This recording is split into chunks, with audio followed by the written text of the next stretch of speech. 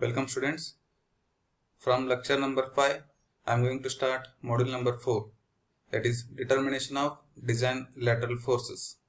And in this module, you will be having two methods to calculate design lateral forces to the tall structures. Right here, equivalent lateral force procedure and dynamic analysis procedure.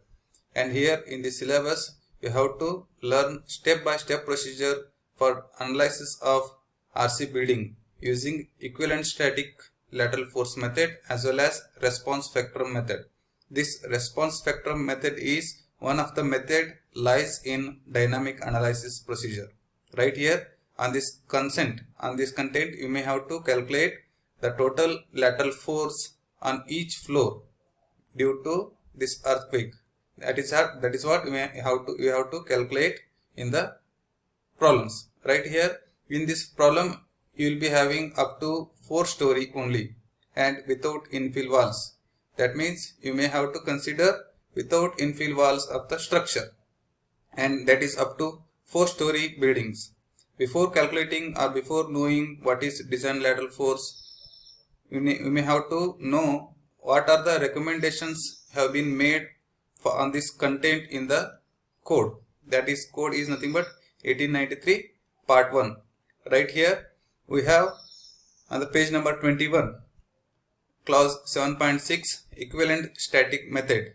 We will start one by one. First we'll work on the equivalent static force method and then response spectrum method. Right here for equivalent static force method we have VB is equal to AH into W.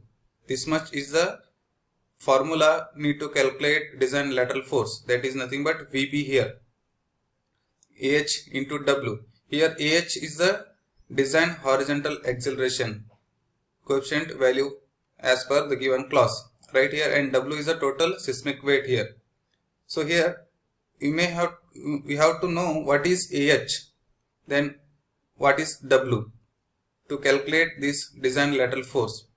Right here in page number 9 it is given with AH, horizontal seismic coefficient, that is AH is equal to Z by 2 SA by G.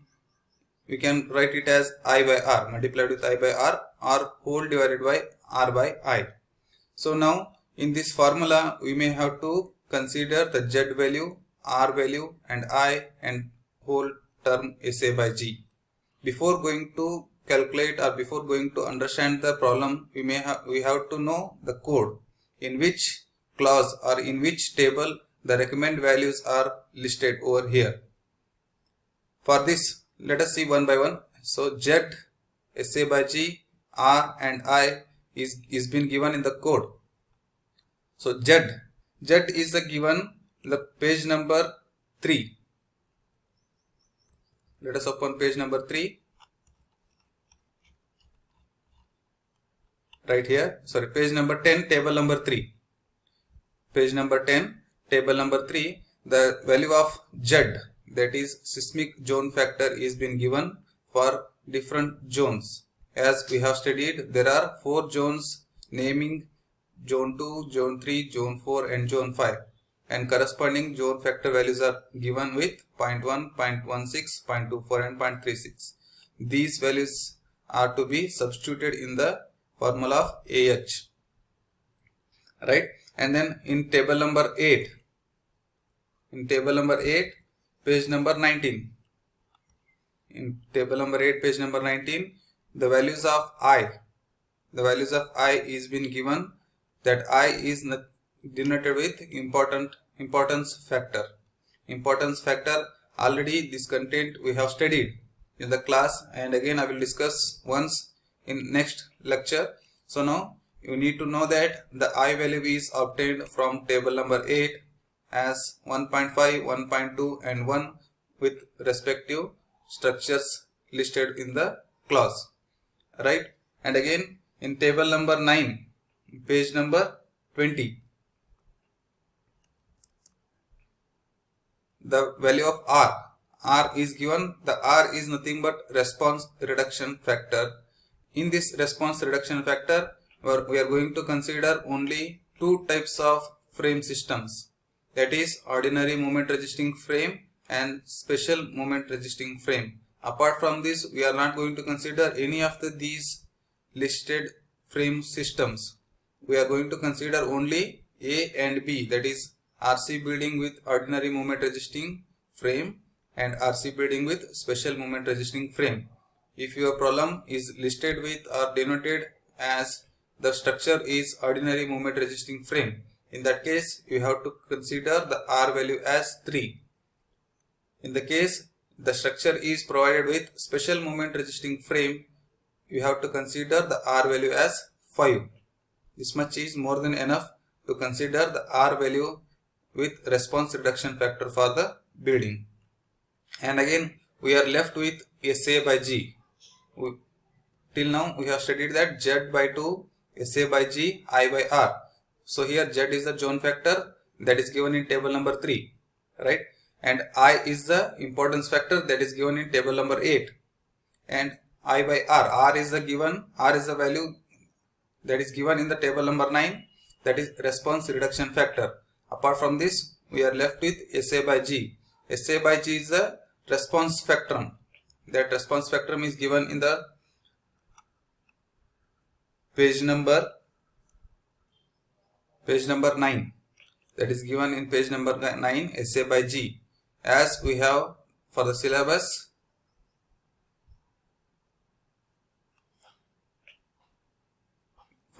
equivalent lateral force method and response spectrum method. For both of these method, we have this SA by G value for use in equivalent static method, for use in response spectrum method. So here SA by G is to be considered from these two tables, or these two listed out values. So here once you look at these values, the values are corresponding to the site condition in that site, which type of soil is located, that is whether the soil is rocky or hard soil, or whether it is medium or stiff soil, or whether it is soft soil. Based on the condition of the soil, we have to consider the SA by G value. Again, once you move with, say, consider we have rocky or hard soil. In that case, you have to consider these values, the values listed with this flower bracket. And again, once we move with the further, we are going to consider the T values. So right here we have T. This T is nothing but time period. Time period is denoted as, or we can discuss as, time is a gap. The gap between the force gets enter into the structure and pass to the ground. When the lateral force gets into the structure, from that point to the force gets out of from your structure, that the total period of time the structure involves with the force, that time is considered to be time period. And that time period is based on your building, whether it is provided with RC moment resisting frame building or whether it is provided with infill walls, right here. And that is given in the page number 21. In this page number 21, we have the approximate fundamental translation natural period, that is TA, time period of oscillation in seconds. It is measured in seconds. Shall be estimated by the following expressions. Bare frame, that is not considered to be without any masonry infills, that bare moment resisting buildings. And here now for the syllabus we have only for RC moment resisting buildings. We are not concerned to steel buildings. That is here listed 2 and 3.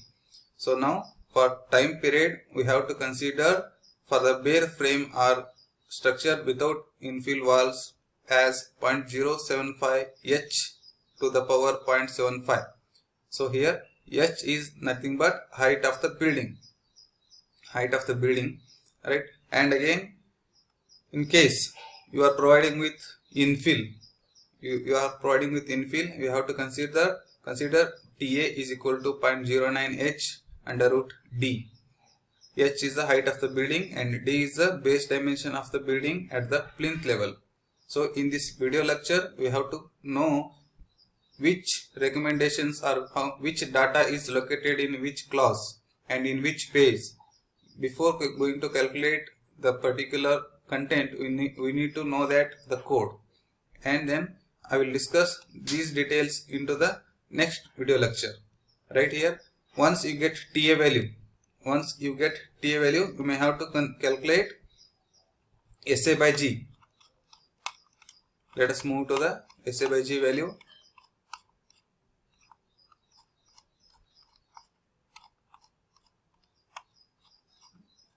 Right. Say for example, once you calculate T value that is lying between 0 to 0.4 seconds. Say for example, 0.23 seconds is the time period of your structure. That means in that case you have to consider SA by G for hard rock 2.5. Right? And if your time period is lying between these values, are lying between more than 4 seconds, based on this condition you have to consider these recommended values for SA by G. Once you get Z zone factor value, SA by G, that is response spectrum value, and R response reduction factor, and I importance factor, then you have to substitute all these values into the formula and you will get horizontal seismic coefficient. Once you get horizontal seismic coefficient, we have to consider this formula into VA is equal to AH into W. So here we have already calculated this AH. AH is Z by 2 I by R and SA by G. Once we calculate this AH, then we have to calculate W. W is a seismic weight of the building. Seismic weight of the building is nothing but total dead weight of the building. Suppose you have to consider the live load also and partition walls, and that is whatever the loads is to be provided on the structure before constructing a planet. That is what we have to consider, the total seismic weight of the structure. Once you get total weight of the structure and then horizontal acceleration, we have to substitute this to calculate VB, that is base shear. Base shear in the sense, at the base how much lateral force is acting to the structure. And then after this calculation we have to move on to the force that is divided to each floor. Total force is considered to be VB. That total force is divided to each floor up to the top. How much force is there for the particular floor? That is what we have to calculate in this structure. That is more than enough to say that equivalent static force method with the design base shear. How much design base shear is there for particular floors?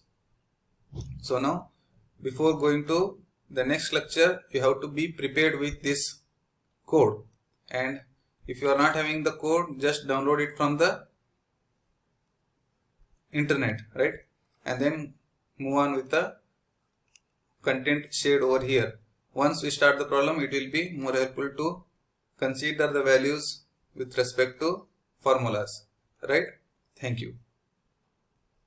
I would like to have feedback after every video lecture. If you are not understanding, you can comment in the comment section in the Google Classroom. So that I can be improved in the particular failures. So that please give the feedback and then have a good lecture. Thank you.